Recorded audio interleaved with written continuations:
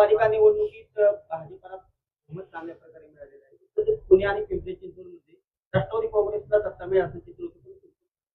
तर का शेवटी मतदार राजा हा फार महत्वाचा असतो. प्रयत्न करणं हे प्रत्येक राजकीय पक्षाचं काम असतं.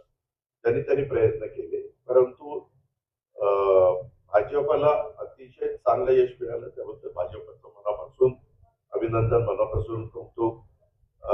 राज्याचे मुख्यमंत्री देवेंद्र फडणवीसांच्या नेतृत्वाखाली या सगळ्या निवडणुका भाजपने लढलेल्या होत्या आणि त्याला खूप चांगला प्रतिसाद मिळाला.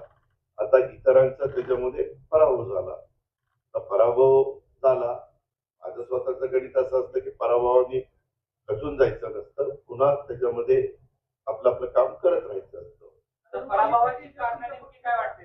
अरे बाबा, अजून 24 तास पण झाले. काल 3 वाजता निकाल लागला, पहाटे काही विषय. त्याच्यामध्ये सगळे बसतील, आम्ही त्याच्याबद्दलची माहिती घेऊ, काय झालं, कसं झालं. एवढंच वातावरण. मीडिया पण म्हणत होता की चांगलं वातावरण आहे, चांगलं वातावरण आहे. आमचे अंदाज चुकले तसे मीडियाचे पण अंदाज चुकले. पण ठीक आहे ना, मतदार राजा हा महत्वाचा आहे.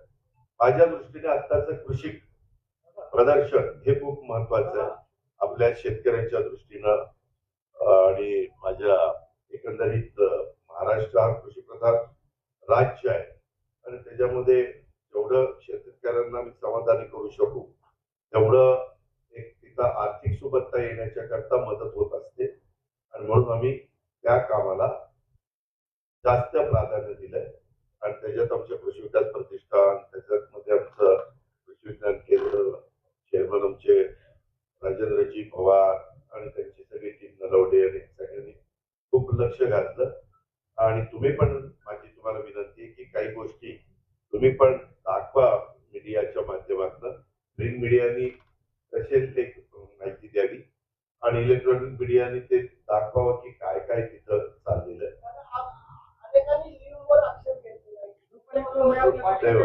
त्यामध्ये मला त्याबद्दल काही बोलायचं नाही.